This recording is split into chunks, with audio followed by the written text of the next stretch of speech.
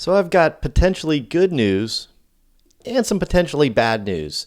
We're going to look at why I think we had a bearish reversal of Bitcoin. And then we're going to look at why and what I think is going to happen at this point. And the good news is why I think we may be coming out and having a bottom right now.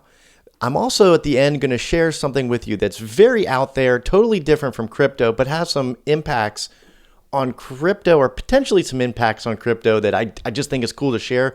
So that'll be at the end. First, let's talk about Bitcoin's double top and what I would consider a bearish reversal. So if we look at what the double top means, a double top is an extremely bearish technical reversal pattern that forms after an asset reaches a high price 2 consecutive times with a moderate decline between the two highs. Now, let me show you this. This is this right here, if you can see that. Up, down, okay? Now remember this pattern right here. And then look at this one. Up, down, down, up, down.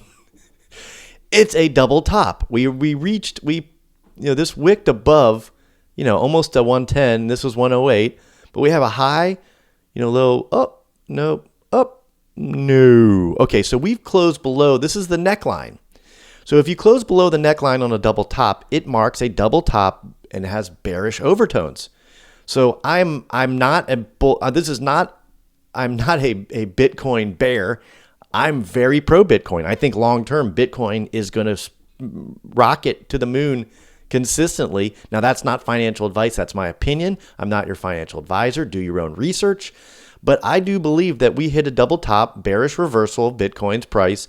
We broke below the neckline, and we're running towards this $180 or $87,000. If we go below this, like I said before, there's a lot of room to run down to 72.3-ish.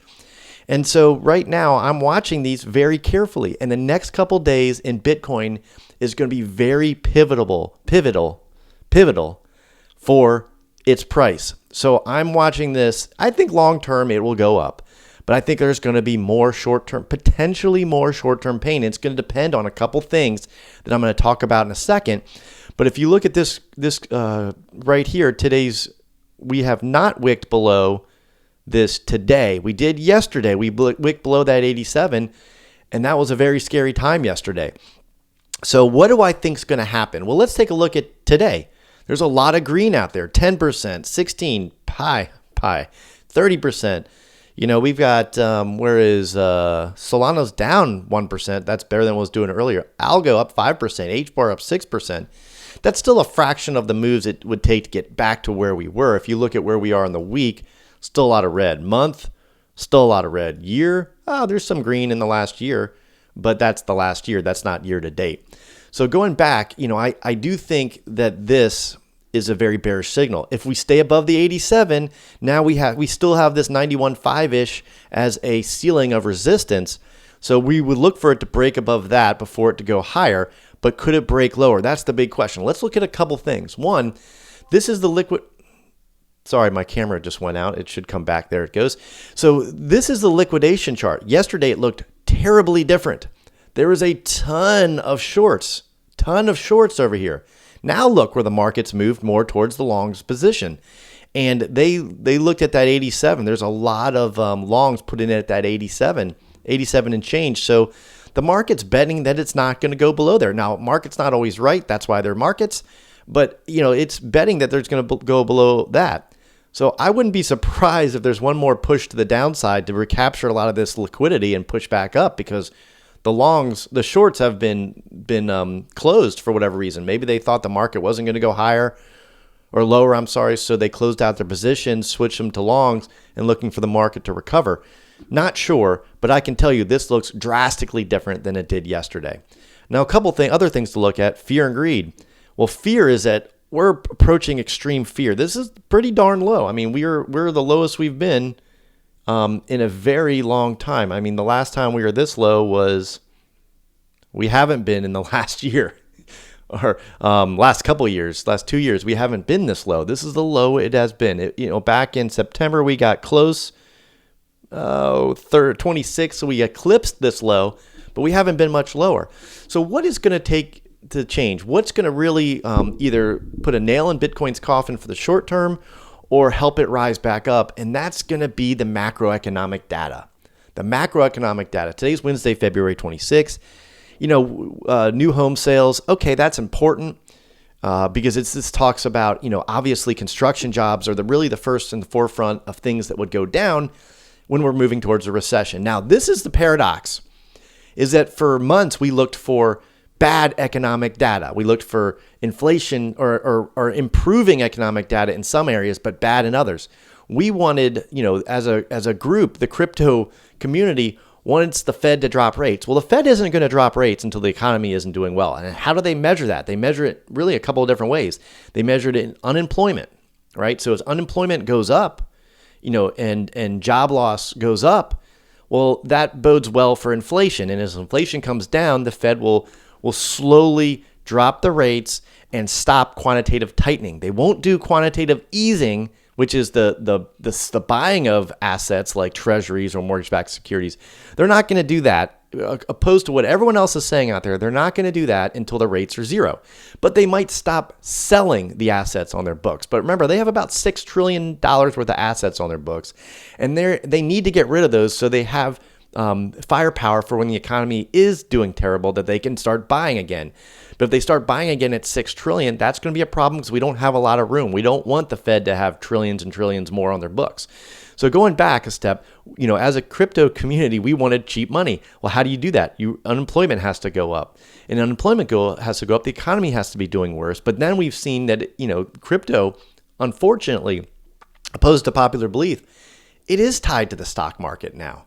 Stocks go up, crypto goes up. Stocks go down, crypto's going down. It's not an inverse relationship. It's not completely separate as once believed. It is an asset class now like other asset classes, and it reacts in kind. Now, when it was smaller, lower liquidity, lower market caps, it might have acted differently, but now it's becoming an asset class. So going back, this new home sales, this is indicative of if there's a lot less new home sales than expected, well, there's going to be a lot less construction jobs needed. And that's really the front runner of, unemployment, because those people are going to be seeking unemployment fast. And so that will mark in the next thing, which is initial jobless claims. Now, I know with the Trump Doge and all these things and tariffs that there's going to be increased unemployment coming. There's going to be a lot of federal employees looking for employment because they got laid off, their division got shut down, whatever. Not getting political, it's just going to be a fact. And that is going to raise this number. It's not going to be yet. It hasn't happened yet, but we'll see. We see a lot of major employers. Starbucks just announced 1,000 layoffs. Well, we're going to see major employers, if they start to lay people off, it's indicative of their outlook on the economy.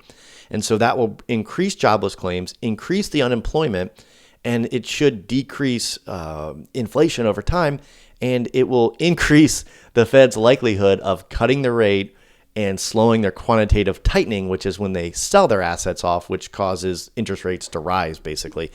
So we're also going to be looking at GDP. Is it rising, falling, or staying the same? Pending home sales, is it down, up, things like that. And Friday is very important. PCE, which is another inflationary measure, personal consumption expenditures, I believe. And so we have all these major economic data this week. And this is what's going to drive this right here. Is it going to drive us further down? Is it going to drive us further down? Or is it going to bounce off this floor of support? I can't predict that. But what I can predict is that these things we just talked about will have a pretty significant impact on Bitcoin. So there we have it. So like I said, Bitcoin is in a double, I believe that is a double top. I believe this is a bearish reversal, but it's really, when it hits below this 87, that's going to be the true mark of if we go further down, or if we bounce off this and go up, it could be very good. Now, don't know what's going to happen. Not financial advice, like I said many times before. Last but finally not least, we're going to talk about Toyota's Woven City. I don't know if you've heard about this, but this is a project Toyota did. They announced it in 2020 at the CES, the Consumer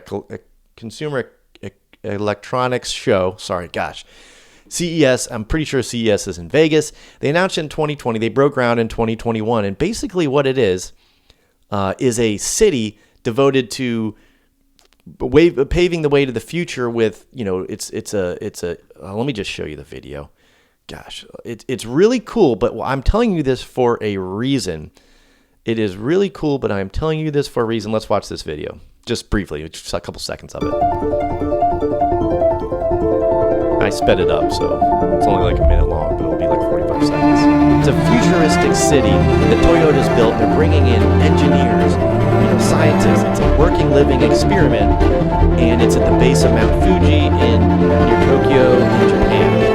Mount Fuji in the background. So the whole point of this is they're going to be testing and doing really futuristic things. Doing very futuristic things and living in this community. Well, the reason why I'm showing you this, I think it's first of all, it's super cool. But the reason why I'm showing you this is that what role do you think blockchain and crypto will play for this? They haven't really talked about it a lot, but they did in 2019, Toyota had Toyota's blockchain lab. So right before they announced this at CES, Toyota established the Toyota Blockchain Lab in 2019 to explore blockchain applications in mobility, supply chain, and finance. They've experimented with digital currencies in the past. Well, this futuristic matrix-like world, what if blockchain was a big part of that? What if, and I wrote down some things, so what if the Toyota employees and their families used blockchain and crypto for smart contracts and transactions, for goods and services in this town? What if they used the micropayments? What if they used it for digital IDs? Well, that would be terrible. Decentralized medical records, token system for incentivizing eco-friendly behavior. What if they used it for supply chain management in its car manufacturing that they're going to research in this thing? What if they use tracking and automated mobility services for Toyota's e-pallet autonomous vehicles?